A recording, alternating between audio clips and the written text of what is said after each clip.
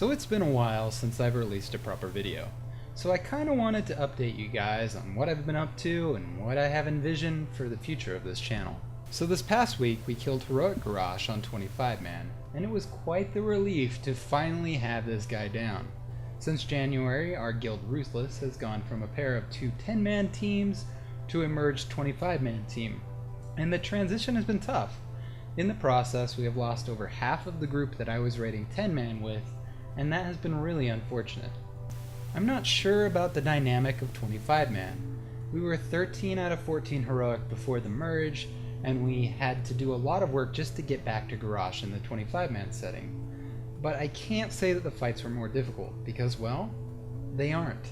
In fact, I've found that out of the first 13 bosses on heroic, Maloriak was the only one that proved to be more challenging from a tank's perspective in a 25-man raid. But even with that said, it wasn't that bad. In fact, I'm finding that the most difficult part about raiding in a 25-man group is the fact that I raid on an oceanic server. You see, I raid at work. I work grave shifts where I'm able to play. In fact, it's the only reason I find myself able to raid at all, which puts me in somewhat of a difficult spot because this means I have a very narrow and awkward time frame within which I can raid.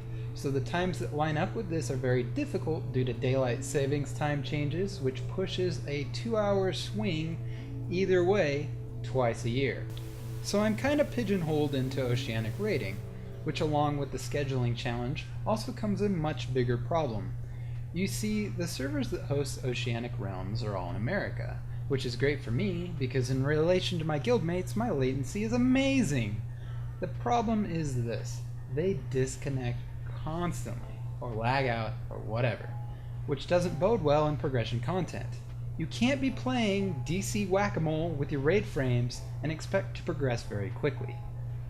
Oh, so Garrosh has a transition phase which is capable of one-shotting people who stand in AoE?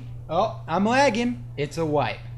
It's a little bit frustrating, and while some of them have pretty reliable internet service providers, others don't, and they aren't able to afford a better ISP, or they live with their parents so they can't get a new ISP, or they simply don't have an alternative available.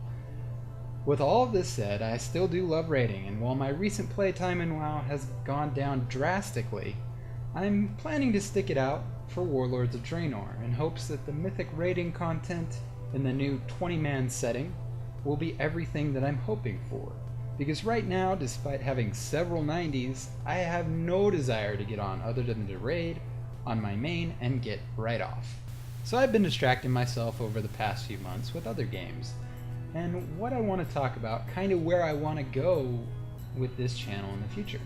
With MOP getting extremely stale and my interest turning elsewhere, I might start to focus on things outside of WoW until the next expansion.